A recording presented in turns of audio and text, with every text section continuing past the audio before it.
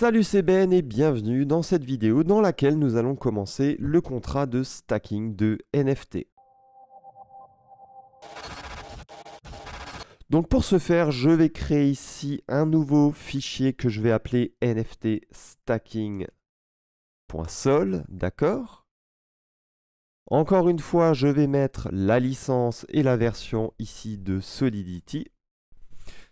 Et ici, je vais importer quoi? Je vais importer le contrat ERC20 et le contrat ERC 721A. Pourquoi? Parce que tout simplement, ce contrat de stacking va vraiment faire ici le lien entre le contrat de la collection de NFT, à savoir BBK is ERC 721A. Donc on aura besoin d'avoir accès à ce contrat, vous allez le voir dans un instant. Et on aura aussi besoin d'avoir accès au contrat BBK is ERC 20. Donc je crée ce contrat ici de stacking qui est nommé NFT stacking et je vais avoir besoin ici de plusieurs informations, à savoir le nombre de NFT stackés dans ce contrat, une structure stacking qui va représenter finalement un stacking, un NFT qui a été stacké. Donc je vais mettre un uint24 token ID, ça suffira, un uint24, un uint48 staking start time, donc là je vais vous expliquer ma structure dans un instant, et un adresse ici owner. Alors qu'est-ce qui se passe ici? Quelles sont les informations que j'ai besoin d'avoir quand je stack un NFT? J'ai besoin d'avoir l'ID du NFT que je veux stacker, j'ai besoin de savoir quand j'ai stacké ce NFT, et j'ai besoin de savoir qui a stacké ce NFT. Ensuite, je vais faire un mapping des token ID, donc de uint, vers des structures de stacking ici. NFTs stacked. Donc ici, en fait, on a les token ID des NFT vers l'objet stacking que je viens de créer juste un peu plus haut. D'accord? Donc ça me permettra de savoir si un NFT représenté par son token ID a été stacké ou pas, et s'il a été stacké, les informations du stacking concernant ce NFT. Donc là, attention, c'est stacking juste avec un K et pas un CK, d'où la petite erreur. On va avoir un uint rewards per hour qui va être égal ici à 10 000.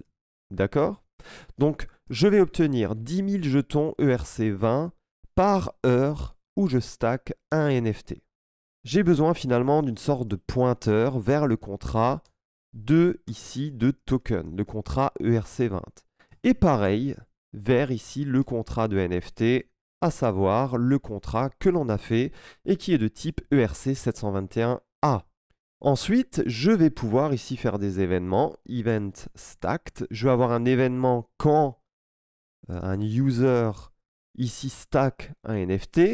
Et je veux savoir dans l'événement qui a stacké le NFT, l'ID ensuite du NFT qu'il a stacké, et aussi, pourquoi pas, le timestamp.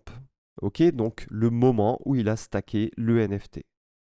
J'aurai aussi le unstacked, donc un événement pour savoir si quelqu'un finalement a déstacké un NFT. On aura toujours qui a déstacké ce NFT, quel NFT a été déstacké, et enfin, à quel moment il a été déstacké.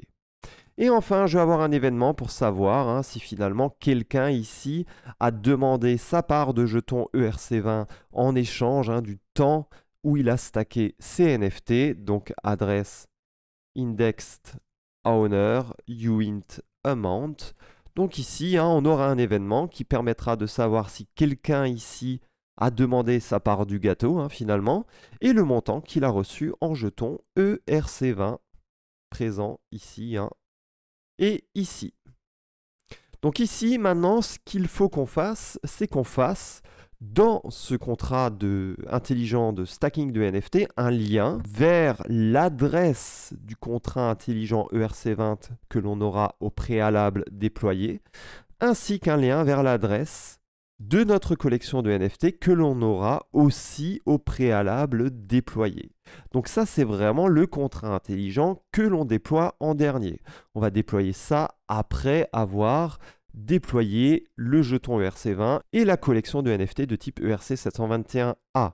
Donc en fait, dans le constructeur ici, je vais renseigner l'adresse du jeton, donc du token, ainsi que l'adresse du contrat intelligent de la collection de NFT. Et ensuite, bien sûr, je n'oublie pas ici d'assigner ces paramètres, enfin ces arguments plutôt, à ces variables, à ces states ici que j'ai créés un peu plus haut. Token et NFT égale NFT. Voilà, c'est tout pour cette vidéo et dans la prochaine vidéo, nous allons réaliser la fonction qui nous permet de stacker des NFT.